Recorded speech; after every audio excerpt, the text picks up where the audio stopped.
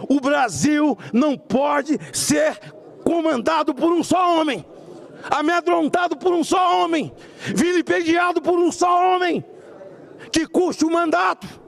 Para que mandato se eu não posso falar? O canal Vista Pátria está no ar com as principais informações do Brasil e do mundo para você que acompanha o nosso jornalismo 100% independente. O Senado Federal leva hoje à votação em 2 turnos a PEC que vai limitar poderes dos ministros da Suprema Corte. Até que ponto essa PEC vai realmente colocar um ponto final na exorbitação de poderes dos ministros? É o principal assunto de hoje nas páginas de política. Mas aqui também nós vamos falar sobre trégua em Israel, trégua na guerra contra o Hamas. E vamos falar sobre a morte do Clesão, o primeiro mártir do 8 de janeiro. O canal Vista Pátria é jornalismo 100% independente. Estamos aqui todos os dias trazendo informações importantes para você que acompanha a política brasileira e também a política no mundo. E eu quero pedir a sua atenção para você comentar, compartilhar, também dar o seu like. E aqui está o nosso Pix para você nos ajudar.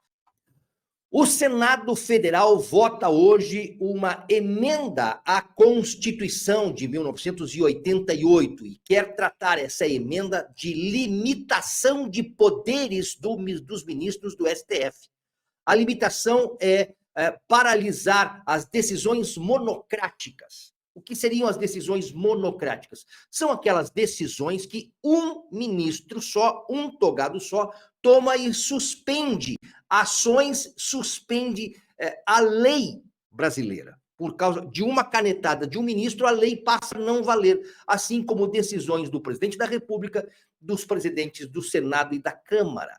Ou seja, isso já aconteceu num passado não muito distante. Quer ver uma das decisões que suspendeu a lei? Quando Bolsonaro nomeou, pela lei, é obrigação, prerrogativa do presidente da República, nomeou o deputado Ramagem, hoje deputado Ramagem, mas na época era nomeado para a superintendência da Polícia Federal. E uma decisão monocrática, naquela época de Alexandre de Moraes, não permitiu que Ramagem fosse o nomeado de Bolsonaro para a Polícia Federal. Esse tipo de coisa, se essa PEC passar, não vai mais funcionar. Outra decisão é o caso do Edson Fachin, que não permitiu que a polícia subisse aos morros no Rio de Janeiro durante a pandemia, nem sobrevoasse helicópteros da polícia durante a pandemia nos anos de 2020 e 2021. E aí ficou território livre para o crime. Mais uma decisão monocrática, anular o processo que condenou Lula, descondenando Lula. Uma decisão de um juiz só, um togado só, anulou todo o processo. Outra decisão de Dias Toffoli, a decisão de anular as delações premiadas dos donos das construtoras que deram todas as letras dos crimes cometidos e apurados pela Lava Jato. Então, este tipo de decisão cairá por terra. Mas isso abre aqui um buraco, uma cratera de relações entre o STF e o Senado. O presidente do Senado, Rodrigo Pacheco, diz que não, que isso é um aperfeiçoamento da Constituição, para que não se permita uma exorbitação de poderes por parte de ministros do STF. Mas nós sabemos, sim, que há hoje uma cisão e isso mostra que há um pequeno interesse do Senado Federal. Mas eu também analiso que esta PEC é uma espécie de cala-boca para o povo. Olha, nós vamos fazer isso aqui, vai ser só uma passadinha de pano, porque no fundo, o Senado não está colocando o dedo no câncer, não na ferida, no câncer do STF. É preciso se colocar adiante muitas pautas. Ontem, por exemplo, na terça-feira, houve uma reunião emergencial entre deputados e senadores que apresentam agora um novo pedido de impeachment contra o ministro Alexandre de Moraes por causa da morte, da responsabilização da morte do Clériston. Por causa da morte deste patriota, é que se entra com um novo pedido de impeachment. E agora, os deputados e senadores não querem mais aliviar. O próprio deputado do Rio Grande do Sul, Marcel Van Hatten, falou que muitos tinham medo ainda têm temor, mas precisam se revestir de coragem nessa hora para enfrentar a arbitrariedade, e o Poder Judiciário não pode ser mais forte do que o Poder Legislativo, porque o Poder Legislativo brasileiro tem, sim, a representação popular, o espectro todo da sociedade. Então, agora, me parece que haverá um aumento da pressão interna, e o Congresso Nacional vira uma panela de pressão com essa morte na segunda-feira do Clériston Oclesão. A panela de pressão pode estourar os miolos de alguns ministros do STF, se Rodrigo Pacheco, assim, admitir o processo de impeachment. Não adianta só colocar uma PECzinha que limita poderes. É preciso colocar o dedo no câncer. E aí é a admissibilidade de processos de impeachment que precisa entrar na pauta. Bom, essa PEC será votada ainda nesta quarta-feira, em 2 turnos, pelo menos é o que se promete.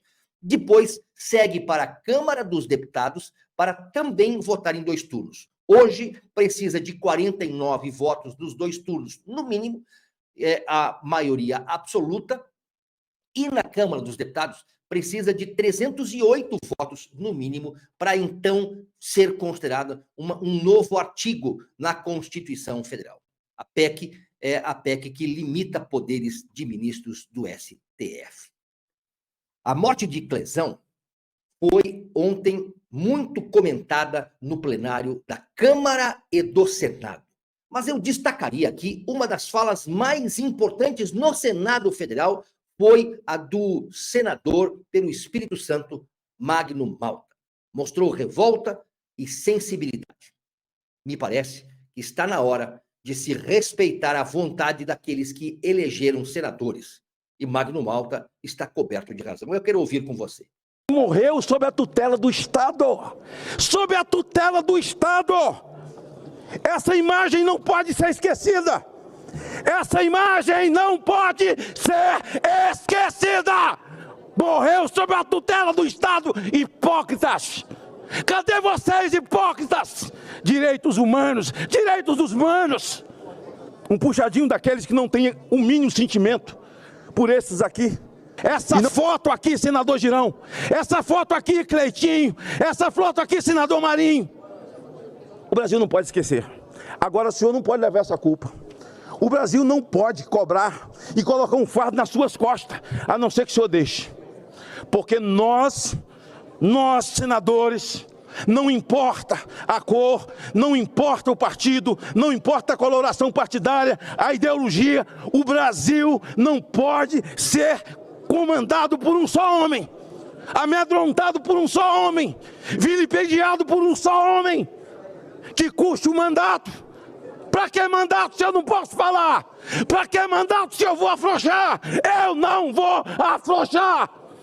Para que mandato se eu vou medir as palavras? Eu saí de uma CPMI que eu implorei ao presidente Arthur Maia, ele se escondia, implorei para a relatora, cria comissão, vamos lá nas papudas, pelo amor de Deus, tem gente com comorbidade, vamos lá, tenha sentimento, nada.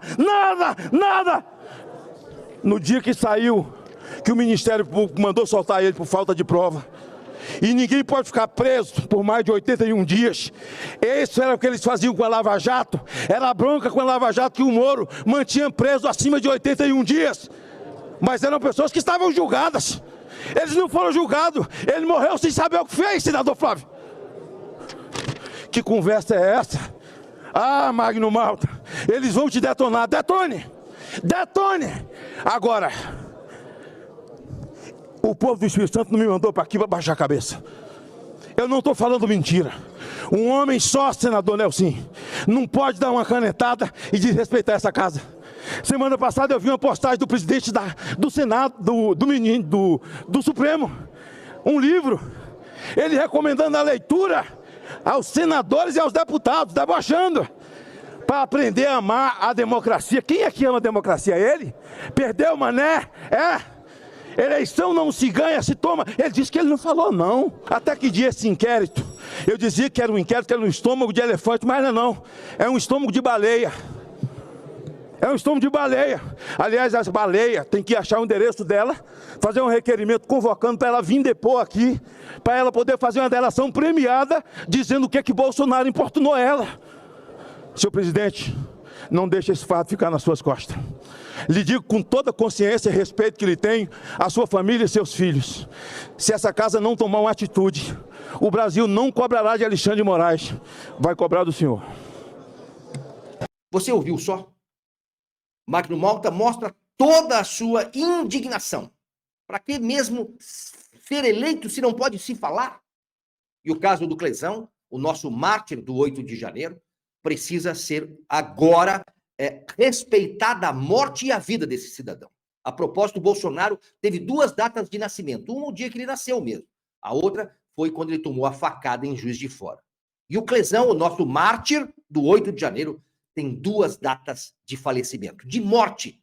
Esta do Dia da Consciência Negra, 20 de novembro, porque a consciência da justiça está negra. O Dia da Consciência Negra é a data que marca a morte do Clezão. Mas a outra data de morte de Clériston é 8 de janeiro de 2023. Essa morte não pode passar em branco. É consciência negra. Deputados foram ao velório do Clezão e homenagearam o Clezão. O Clériston foi um patriota que lutou com a sua vida. O Nicolas Ferreira consolou as filhas do Clezão. Eu volto agora de um velório de um homem que foi preso e não deveria estar preso, de um homem que está morto e não deveria estar morto. O nome dele é Clériston, 46 anos, 2 filhas, casado, e que foi morto, falar bem claro, em alto bom som, foi morto pela negligência jurídica do ministro Alexandre de Moraes. Esse daqui seria o presente que eles dariam para o Clériston quando ele saísse da cadeia. E, na verdade, essa camisa aqui foi hoje usada no enterro, no velório do Clériston, do Clezão. Esse homem, vocês podem se perguntar, ele esfaqueou alguém, ele matou alguma pessoa, ele era um estuprador? Não. Ele basicamente saiu do seu trabalho às 3 horas da tarde, como ele sempre estava fazendo, foi até a manifestação, que ele achou que era pacífica, e se refugiou dentro do prédio, e ali ele foi colocado preso junto com outros demais. No próprio depoimento que Clezão prestou à polícia, na audiência de custódia, ele alertou que tinha graves problemas de saúde. Estava no Twitter hoje estas imagens falando das imagens do Clezão no seu depoimento na audiência de custódia, em que ele falava dos seus graves problemas de saúde. Agora há pouco fui verificar novamente e as imagens foram tiradas do ar. Só para a gente finalizar, eu vi que no decorrer você falou que não levou remédios e tudo. Você possui algum problema de saúde?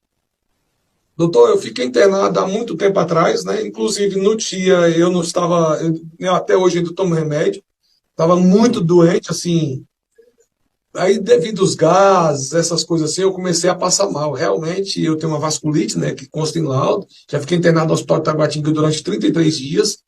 E nesse dia eu passei muito mal, sem alimentação, nós não tivemos alimentação. Só aí por volta, acho que de madrugada, não lembro mais ou menos, eu comecei a passar mal, eu sei que eu desmaiei. Inclusive fiz xixi até na roupa, sem ver, né? Quando você desmaia. Me levaram para uma UPA, né? Aí me trouxeram novamente. Aí que a minha esposa chegou com os remédios lá por volta de umas 7 horas da manhã, 6 horas, não lembro exato a hora exata. Né? E realmente eu tenho uma vasculite e estou aqui até agora, passei muito mal, 17 dias sem poder comer, aqui preso aqui no hospital, aqui no presídio, né? Eu tenho essa vasculite aqui, de desmaiar, falta de ar, essas coisas, mas Deus tem cuidado da gente aqui e tá, nós vamos vencer. Branco. Tudo isso vai ficar assim em branco? Começa agora uma campanha gigantesca no Brasil inteiro pelo impeachment do ministro Alexandre de Moraes, que as pessoas e as redes sociais repercutem, colocando a culpa da morte de Clezão no colo de Alexandre de Moraes. o deputado Nicolas Ferreira, do PL de Minas Gerais, fez um post hoje de manhã, né? Você iria às ruas, diz Nicolas Ferreira, iria às ruas com uma única e focada pauta, o impeachment de Alexandre de Moraes? E olha só, mais de 1.200.000 pessoas visualizaram este post e muitos, milhares e milhares de comentários. Me parece que se o povo tem mesmo o poder que emana de si, Alexandre de Moraes terá os dias contados no STF. Mas como se trata de Brasil e de uma democracia relativa, é provável que Alexandre de Moraes tenha vida longa no STF. Mas a panela de pressão no Congresso e nas ruas começou a ferver contra o Alexandre de Moraes e contra o STF. O termômetro está hoje no plenário do Senado Federal com a votação inicial desta PEC, que limita os poderes dos ministros do STF. Vamos ver o que mais virá a partir daí. Mas olhando friamente para a política brasileira, a política é comandada por partidos políticos. Só entes políticos que conseguem entrar em partidos que fazem a política. Para você, por exemplo, concorrer, você tem que estar ligado a um partido político. Se você não tem partido, você não tem direito de exercer a plenitude da sua cidadania, que é votar e ser votado. Aqui no Brasil não existe o objeto, a figura de candidato independente avulso. Você precisa estar ligado a um partido político. E é através de partidos políticos que muitas demandas judiciais são feitas, que não são feitas como um cidadão comum, um CPF. Um CNPJ de um partido político tem muita força. E olhando o número de partidos no Brasil, 29, nós vemos que existem sim partidos, muitos partidos. Mas não existe o partido que possa vir nos defender e defender a causa conservadora. Destes 29, 14 são partidos de esquerda, que não só defendem Lula, mas defendem pauta pró-aborto, pró-bandido, dos direitos dos humanos, defendem a liberação de drogas, são os corruptos. Os partidos de esquerda são partidos corruptos que se corrompem na origem. E os outros 15 partidos são partidos fisiológicos, o chamado centrão. E nenhum partido à direita que defenda com afinco os princípios conservadores. O Brasil precisa não só passar por uma reforma política, precisa ter um partido político. Bolsonaro bem que tentou. Com a Aliança, houve erros de origem na fundação do Aliança, por isso ele não saiu. Houve muitos erros na construção do Aliança, houve sim um envolvimento da sociedade, mas muitos erros e o Aliança não saiu. Eu, jornalista, conservador, José Carlos Bernardi, estou à frente como presidente de um movimento que é a criação do Partido Conservador Brasileiro, o Conservador. Eu sou o presidente nacional do Partido Conservador e eu quero chamar você para fazer parte deste partido. Esse é um momento que nós precisamos de dinheiro para organizar o partido. Mas logo mais, daqui a algumas semanas, nós vamos lançar também as fichas de apoio para você nos apoiar. Abaixo aqui na descrição do vídeo tem ali um link que você pode entrar e vir fazer parte do partido como apoiador financeiro. E em breve, você visitando também as minhas redes sociais, você vai ver outros caminhos de como você apoiar através do WhatsApp, baixar a ficha de apoio, enfim. Eu quero convidar você, junto comigo, ao Alan Frutuoso, a construirmos o Partido Conservador, que tanto precisamos ter alinhado com a verdadeira essência dos conservadores brasileiros.